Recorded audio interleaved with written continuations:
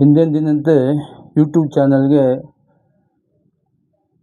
ವಾಕ್ಯ ಸಂಗಮ ನಿಮ್ಮ ಯೂಟ್ಯೂಬ್ ಚಾನಲ್ಗೆ ಹಿಂದೆಂದಿನಂತೆ ಸ್ವಾಗತವನ್ನು ಸರ್ವರಿಗೂ ಬಯಸುತ್ತೇನೆ.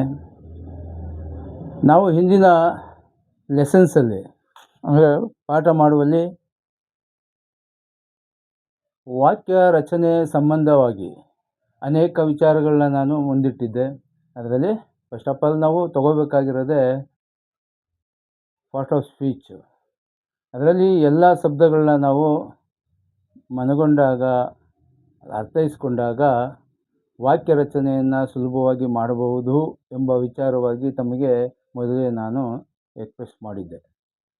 ಹಾಗಾಗಿ ಇಂದು ವಾಕ್ಯ ರಚನೆಯಲ್ಲಿ ನಾನು ಈ ಶಾರ್ಟ್ ಫಾರ್ಮ್, ನೆಗೆಟಿವ್ ಫಾರ್ಮ್ಸಲ್ಲಿ ಮತ್ತು ಡೂ ಎಂಬ ಆಕ್ಸಿಲರಿ ವರ್ಬ್ ಏನಿದೆ ಆ ಸಂಬಂಧವಾಗಿ ನಾನು ಈ ವಾಕ್ಯಗಳಲ್ಲಿ ಹೇಗೆ ಪ್ರಶ್ನಾರ್ಥಕ ವಾಕ್ಯಗಳನ್ನ ನಾವು ಮಾಡಬಹುದು ಎಂಬ ವಿಚಾರವಾಗಿ ಇವತ್ತು ಪಾಠವನ್ನು ಮಾಡ್ತಾಯಿದ್ದೇನೆ. ಹಾಗಾಗಿ ಡೂ ಎನ್ನೋದು ಒಂದು ಇಲ್ಲಿ ಆಕ್ಸಿಲರಿ ವರ್ಬ್, ಇಲ್ಲಿ used with the another verb to form questions and negatives sentence including negative orders and sometime in affirmative sentence. ಇಲ್ಲ ಅಫರ್ಮೇಷನ್ಸಲ್ಲಿ ನಾವು ಕರಿತೀವಿ. ಫಾರ್ ರೀಸನ್, ಸ್ಟೈಲ್, ಅಲ್ಲಿ ಒಂದು ಸ್ಟೈಲ್ಗಾಗಿ ಅಫರ್ಮೇಷನಲ್ಲಿ ಕೂಡ ನಾವು ಬಳಸ್ತೀವಿ, ಒಂದು ರೀಸನ್ ಕೊಡೋಕ್ಕೋಸ್ಕರ. ಹಾಗಾಗಿ ಇಲ್ಲಿ ಮುಖ್ಯವಾಗಿ ಪ್ರಶ್ನಾರ್ಥಕ ವಾಕ್ಯಗಳಲ್ಲಿ ಆಕ್ಸಿಲರಿ ಅಂದರೆ ಸಹಾಯಕ ಕ್ರಿಯಾಪದವನ್ನು ಆಗಿ ನಾವು ಪ್ರಶ್ನಾರ್ಥಕ ಶಬ್ದಗಳೊಡನೆ ಹಾಗೂ ಶಬ್ದಗಳು ಇಲ್ಲದೆ ಅಂದರೆ ಪ್ರಶ್ನಾರ್ಥಕ ಶಬ್ದಗಳು ಇಲ್ಲದೆಯೂ ಕೂಡ ನಾವು ಪ್ರಶ್ನೆಯನ್ನು ಮಾಡ್ಬೋದು. ಅಲ್ಲಿ ಮುಖ್ಯ ಅಂದರೆ ಮೇಯ್ನ್ ವರ್ಬನ್ನು ನಾವು ಯಾವಾಗಲೂ ವಾಕ್ಯಗಳಲ್ಲಿ ತೆಗೆದುಕೊಳ್ತಾ ಇರ್ತೀವಿ ಅದರ ಜೊತೆಗೆ. ಆದರೆ ಇಲ್ಲಿ ನಾವು ಹೇಗೆ ಈಗ ಆಕ್ಸಿಲರಿ ವರ್ಬನ್ನು ಬಿಟ್ಬಿಟ್ರೆ ಇಲ್ಲಿ ನಾನು ಕೆಲವು ಉದಾಹರಣೆಗಳನ್ನ ನಾವು ತಗೋತಾ ಇದ್ದೀನಿ. ಇಲ್ಲಿ ವೇರ್ ಡು ಯು ವರ್ಕ್, ಈ ವರ್ಕ್ ಅಂದರೆ ನಾವು ಹಣಕ್ಕಾಗಿ ದುಡಿಮೆಯನ್ನು ಮಾಡ್ತಕ್ಕಂಥ ಆ ಕೆಲಸಕ್ಕೆ ನಾವು ವರ್ಕ್ ಅಂತೇಳಿ ಕರಿತೀವಿ. ವೇರ್ ಅಂದರೆ ನಿಮಗೆ ಸಾಮಾನ್ಯ ವರ್ಬಿನ ಅರ್ಥ ಗೊತ್ತಿದೆ. ವೇರ್ ಅಂದರೆ ಅಡ್ವರ್ಬ್ನಲ್ಲಿ ಅದು ಕಾಲವನ್ನು ಪ್ರಶ್ನೆ ಮಾಡ್ತಕ್ಕಂಥದ್ದು. ಇಲ್ಲಿ ಪ್ರಶ್ನಾರ್ಥಕ ಶಬ್ದ ವೇರ್, ಎಲ್ಲಿ ಎಂಬ ಅರ್ಥವನ್ನು ಕೊಡ್ತದೆ. ಈಗ ಡೂ ಅನ್ನೋದು ಆಕ್ಸಿಲರಿ ವರ್ಬ್ ಅಂತ ನಾನು ಹೇಳಿದೆ. ಅದರ ಅರ್ಥ ಮಾಡು ಎಂಬ ಅರ್ಥದಲ್ಲಿ ಬರ್ತದೆ ಮೇನ್ ವರ್ಬ್ ಆಗಿ ಬಂದಾಗ. ಇಲ್ಲಿ ಈ ಮೇನ್ ವರ್ಬ್ ವರ್ಕ್ ಅಂತ ಏನಿದೆ ಅದಕ್ಕೆ ನಾವು ಡೂ ಶಬ್ದವನ್ನು ಪ್ರಶ್ನೆ ಮಾಡೋಕ್ಕೆ ತಗೋಬೋದು. ಇಲ್ಲಿ ಯು ವರ್ಕ್ ಅಂತ ಹೇಳಿದರೆ ಅಲ್ಲಿ ಈ ಕೆಲಸ ಮಾಡು ಎಂಬ ಅರ್ಥದಲ್ಲಿ ಆಗ್ತದೆ. ಡು ಯು ವರ್ಕ್ ಅದು ಪ್ರಶ್ನೆಯನ್ನು ಮಾಡ್ತದೆ, ಕೆಲಸ ಮಾಡುತ್ತೀಯಾ ಎಂಬ ಅರ್ಥವನ್ನು ಕೊಡ್ತದೆ. ಆದರೆ ವೇರ್ ಅಂದಾಗ ಏನರ್ಥ ಕೊಡ್ಬೋದು? ವೇರ್ ಡು ಯು ವರ್ಕ್, ಎಲ್ಲಿ ದುಡಿಮೆ ಮಾಡ್ತೀಯಾ, ಕೆಲಸ ಮಾಡ್ತೀಯಾ ಎಂಬ ಅರ್ಥವನ್ನು ಕೊಡ್ತದೆ. ಅದು ಪ್ರಶ್ನಾರ್ಥಕ ಚಿಹ್ನೆಯಾಗಿ ನಾವು ತೆಗೆದುಕೊತಾ ಇದ್ದೀವಿ. ಹಾಗಾಗಿ ಇಲ್ಲೇನಾಗ್ತದೆ ಅಂದರೆ don't you want any cake, ಆ ಫುಡ್, ಡ್ರಿಂಕ್, ಐಸ್ ಕ್ರೀಮ್, ಹೀಗೆ ಚಾಕ್ಲೇಟ್ ಬಾರ್ಸ್ ಹೇಳ್ಬೋದು. ಡು ಯು ವಾಂಟ್, ಈಗ ಇದು ಡೂ ಇದೆಯಲ್ಲ ಇದನ್ನ ಬಿಟ್ಬಿಟ್ರೆ ಇಲ್ಲಿ ಏನಾಗ್ತದೆ? You want any ice cream or chocolate bars, ಏನಾಗ್ತದೆ? ಇಲ್ಲಿ ಕ್ವಶನ್ ಆಗೋದಿಲ್ಲ. ಆವಾಗ ಯು ವಾಂಟ್ಸ್ ಅಂದರೆ ಈ ವಾಂಟ್ ಅಂದರೆ ನೀನು ಇಷ್ಟಪಡ್ತೀಯಾ ಯಾವುದೇ ಕ್ರೀಮ್ಸನ್ನು ಮತ್ತು ಚಾಕ್ಲೇಟ್ ಬಾರ್ಸ್ಗಳನ್ನ ಅಂತ ಆಯ್ತದೆ. ಆದರೆ ಪಡುತ್ತಿ ಎಂಬುದಾಗಿ ಹೇಳಬೇಕಾದ್ರೆ ನಾವು ಡೂನ ತಗೋತೀವಿ. ಈಗ ಡು ಯು ವಾಂಟ್ ಅಂತ ಹೇಳ್ಬೋದು. ಇಲ್ಲಿ ಡೋಂಟ್ ತೊಗೊಂಡಿದ್ದೀನಿ, ಇಲ್ಲಿ ನೆಗೆಟಿವ್ ಸೆಂಟೆನ್ಸ್ನಾಗಿ ಮಾಡ್ಕೊಂಡಿದ್ದೀನಿ. ನೆಗೆಟಿವ್ ಅಂದರೆ ಇಲ್ಲಿ ಶಾರ್ಟ್ ಫಾರ್ಮ್ ಇದೆ, NOT ಅನ್ನೋದನ್ನ ಎಂಟ್ ಅಂತ ಮಾಡ್ಕೊಂಡಿದ್ದೀವಿ. Don't you want any ice cream or chocolate bar. ಇಲ್ಲಿ ಏನು ಅರ್ಥವನ್ನು ಕೊಡ್ತದೆ ನೀವು ತಿಳ್ಕೊಬೋದು. ಡೋಂಟ್ ಅಂದರೆ ಇಷ್ಟಪಡುವುದಿಲ್ಲವೇ ಎಂಬ ಅರ್ಥದಲ್ಲಿ ಇಲ್ಲಿ ಮೈನ್ ವರ್ಬ್ ಇದೆ, ಇಲ್ಲಿ ಆಕ್ಸಿಲರಿ ವರ್ಬ್ ಇದೆ. ಡೂ ಎಂಬ ಶಬ್ದದ ರೂಪದಲ್ಲಿ ಡೋಂಟ್ ಎಂಬ ನಕಾರಾತ್ಮಕ ಶಬ್ದ ಇದೆ. ಡೋಂಟ್ ಯು ವಾಂಟ್, ನೀನು ಇಷ್ಟಪಡುವುದಿಲ್ಲವೇ ಎಂಬ ಅರ್ಥವನ್ನು ಕೊಡ್ತದೆ. ಇಲ್ಲಿ ಕ್ವಶನ್ ಮಾರ್ಕ್ ಹಾಕೋಬೋದು. ಆದರೆ ಮುಂದುವರಿಸಿದ್ದೀನಿ ನಾನು ವಾಕ್ಯವನ್ನು. Any ice cream or chocolate bars, ನಿನಗೆ ಐಸ್ ಕ್ರೀಮ್ಸ್ ಅಥವಾ ಚಾಕ್ಲೇಟ್ ಬಾರ್ಸ್ನ ನೀನು ಇಷ್ಟಪಡುವುದಿಲ್ಲವೇ ಎಂಬ ಅರ್ಥದಲ್ಲಿ ಇದೆ. ಪಡುತ್ತೀಯಾ ಅಲ್ಲ ಪಡುವುದಿಲ್ಲವೇ ಎಂಬ ಅರ್ಥವನ್ನು ಕೊಡ್ತಾ ಇದೆ, ಪ್ರಶ್ನೆಯನ್ನು ಮಾಡ್ತದೆ. Why don't we have lunch, ನಾವು ಏಕೆ ಲಂಚನ್ನು ಮಾಡಬಾರ್ದು ಎಂಬ ಅರ್ಥದಲ್ಲಿದೆ. ವೈ ಅಂದರೆ ಏಕೆ ಎಂಬ ಅರ್ಥವನ್ನು ತಗೊಂಡಿದ್ದೀವಿ. ವೈ ಬಿಟ್ಬಿಟ್ರೆ ಇಲ್ಲೂ ಕೂಡ ಪ್ರಶ್ನೆ ಆಗ್ತದೆ, ಡೋಂಟ್ ವಿ ಹ್ಯಾವ್ ಲಂಚ್, ಮಾಡಬಾರ್ದಾ ಎಂಬ ಅರ್ಥ ಕೊಡ್ತದೆ.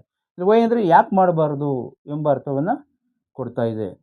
I didn't you realise he was dumb man. ಏನು ಕೊಡ್ತಾ ಇದೆ ಇದು? Didn't you realise he was dumb man or blind or deaf. ನೋಡಿ, ಏನು ಬೇಕಾದ್ರೂ ಶಬ್ದಗಳನ್ನ ಸೇರಿಸ್ಕೋಬೋದು. ಇಲ್ಲಿ ಡಂಪ್ ಇದೆ, ಬ್ಲೈಂಡ್ ಇದೆ, ಮತ್ತು ಡೆಫ್ ಇದೆ. ಕಿವುಡ, ಮೂಗ ಮತ್ತು ಕುರುಡ. ಅದಕ್ಕೆ ನೀವು ಡಂಪ್ ವುಮೆನ್ ಅಂತಲೂ ಕೂಡ ಹೇಳ್ಕೊಬೋದು, ಇಲ್ಲಿ ಬ್ಲೈಂಡ್ ವುಮೆನ್ ಅಂತಲೂ ಹೇಳ್ಬೋದು, ಮತ್ತು ಡೆಫ್ ವುಮೆನ್ ಅಂತಲೂ ಕೂಡ ಹೇಳ್ಬೋದು. ಇಲ್ಲ ಡೆಫ್ ಗರ್ಲ್, ಡಂಪ್ ಗರ್ಲ್, ಹೀಗೆ ಬ್ಲೈಂಡ್ ಗರ್ಲ್, ಈ ರೀತಿ ಶಬ್ದಗಳನ್ನ ನಾವು ಸೇರಿಸ್ಬೋದು. ಡಿಡೆಂಟ್ ಯು ರಿಯಲೈಸ್, ರಿಯಲೈಸ್ ಅಂದರೆ ಮನಗಾಣಲಿಲ್ಲವೇ, ಈಗ ಯಾವುದೋ ಒಂದು ನಡೆದಿದೆ ಅಲ್ಲ ನಿಜವೆಂದು ನೀನು ಅರಿತುಕೊಂಡಿಲ್ವಾ, ಇಲ್ಲ ಮನಗಾಣಲಿಲ್ವಾ ಎಂಬ ಅರ್ಥದಲ್ಲಿ ಇಲ್ಲಿ ರಿಯಲೈಸ್ ಅಂದರೆ ಮನಗಾಣು. ಯಾವುದೇ ಒಂದು ನಡೆದ ವಿಚಾರವನ್ನು ನಿಜವೆಂದು ಅರಿಯುವುದಕ್ಕೆ ನಾವು ರಿಯಲೈಸ್ ಅಂತ ಕರಿತೀವಿ. Didn't you realise that you needed, ನೋಡಿ ಇಲ್ಲಿದೆ don't you realise he was dumb man, blind man or deaf. ಇಲ್ಲಿ ನಿನಗೆ ಆತ ಏನಾಗಿದ್ದಾನೆ, ಹಿ ವಾಸ್ ಡಂಪ್, ಕಿವುಡ, ಮತ್ತು ಮೂಗ, ಮತ್ತು ಕಣ್ಣಿಲ್ದವನು ಎಂಬ ಅರ್ಥವನ್ನು ಕೊಡ್ತಾ ಇದೆ. Didn't you realise he was dumb man or blind or deaf. ಇಲ್ಲಿ ಕಿವುಡ ಮತ್ತು ಮೂಗ ಮತ್ತು ಕಣ್ಣಿಲ್ಲದವನು ಕುರುಡ ಎಂದು ನಿನಗೆ ಅರ್ಥವಾಗಲಿಲ್ವಾ, ಅರ್ಥಕೊಂಡಿಲ್ವಾ ಎಂಬ ಅರ್ಥ ಇಲ್ಲಿದೆ. Didn't you realise. ಹಾಗೆ 5ನೇ ತೊಗೊಂಡಿದ್ದೀನಿ, ಡಿಡೆಂಟ್ ಯು ರಿಯಲೈಸ್ ದಟ್. ಇಲ್ಲಿ ನೋಡಿ, ಇಲ್ಲಿ ನಿಮಗೆ ಕಾಂಪ್ಲೆಕ್ಸ್ ಸೆಂಟೆನ್ಸ್ ಬಗ್ಗೆ ನಾನು ಮಾತನಾಡಿದ್ದೆ. ಈ ವಾಕ್ಯಗಳನ್ನ ರಚನೆ ಮಾಡುವಾಗ ಸಿಂಪಲ್ ಮತ್ತು ಕಾಂಪೌಂಡ್ ಮತ್ತು ಕಾಂಪ್ಲೆಕ್ಸ್, ಅಂದರೆ ಸಿಂಪಲ್ ಅಂದರೆ ಸಾಧಾರಣ ವಾಕ್ಯವನ್ನು ಸಾಮಾನ್ಯ ವಾಕ್ಯ ಅಂತ ಹೇಳ್ತೀವಿ, ಮತ್ತು ಒಂದಕ್ಕಿಂತ ಹೆಚ್ಚು ಅಂದರೆ 2 ಆದಾಗ ಇಲ್ಲಿ ನಾವು ಕಂಜೆಕ್ಷನ್ನ ಆ್ಯಂಡ್ ಆರ್ ಇವುಗಳನ್ನ ಬಳಸಿ ಒಂದಕ್ಕಿಂತ 2 ವಾಕ್ಯನ ಸೇರಿಸಿ ಕಾಂಪೌಂಡ್ ಕೂಡ ಮಾಡ್ತೀವಿ. ಹಾಗೆ 2ಕ್ಕಿಂತ ಹೆಚ್ಚು ಬಂದಾಗ ಅದನ್ನು ನಾವು ಕಾಂಪ್ಲೆಕ್ಸ್ ಆಗಿ ತೊಗೋತೀವಿ. ಮೊನ್ನೆ ಕಾಂಪ್ಲೆಕ್ಸ್ ಬಗ್ಗೆ ನಾನು ಮಾತನಾಡಿದ್ದೆ, ಅದ್ರ ಬಗ್ಗೆನೇ. ಆ ಪಾಠವನ್ನು ನೀವು ಕೇಳಿದ್ದೀರಿ, ಹಿಂದೆ ಹೋಗಿ ನೋಡಿ, ಮೊನ್ನೆ ಮಾಡಿದ್ದೀನಿ. ಅದಾದಮೇಲೆ ಹಿಂದಿನ ಪಾಠವನ್ನೇ ಮಾಡ್ತಾ ಇರೋದು. ನೀವು ಹಿಂದೆ ಹೋದರೆ ಆ ಪಾಠದ ಬಗ್ಗೆ ಕಾಂಪ್ಲೆಕ್ಸ್ ಸೆಂಟೆನ್ಸ್ ಅಂದರೆ ಏನು, ಹೇಗೆ ಅಂತ ಗೊತ್ತಾಗ್ತದೆ. ಅಲ್ಲಿ ಕಾಂಪ್ಲೆಕ್ಸ್ ಸೆಂಟೆನ್ಸಲ್ಲಿ ಮೈನ್ ಕ್ಲಾಸ್ ಮತ್ತು ಅಡ್ಜೆಕ್ಟಿವ್ ಕ್ಲಾಸ್ ಮತ್ತು ಅಡ್ವರ್ಬ್ ಕ್ಲಾಸನ್ನು ನಾನು ತಗೊಂಡಿದ್ದೀನಿ.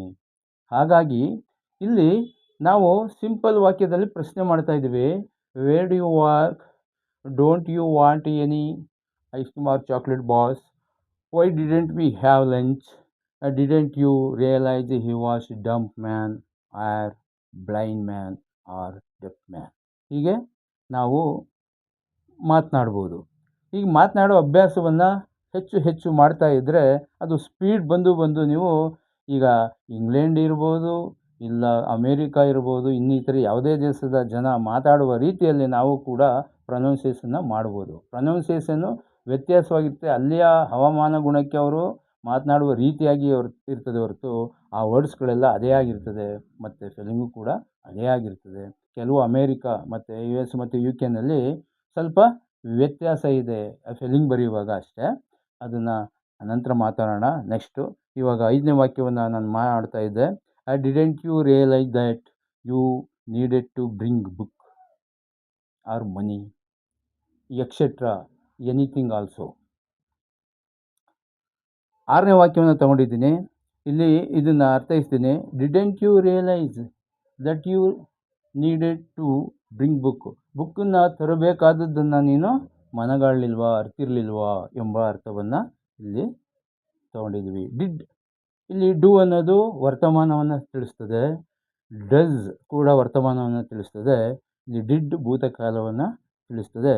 ಇಲ್ಲಿ ಡಿಡೆಂಟ್ ಡಿಡೆಂಟ್ ಅನ್ನೋ ಒಂದು ಪದವನ್ನು ನಾವು ಇಲ್ಲಿ ಬಳಸಬೇಕು. ಇಲ್ಲಿ ಸ್ಪೆಲ್ಲಿಂಗ್ ಮಿಸ್ಟೇಕ್ ಆಗಿದೆ.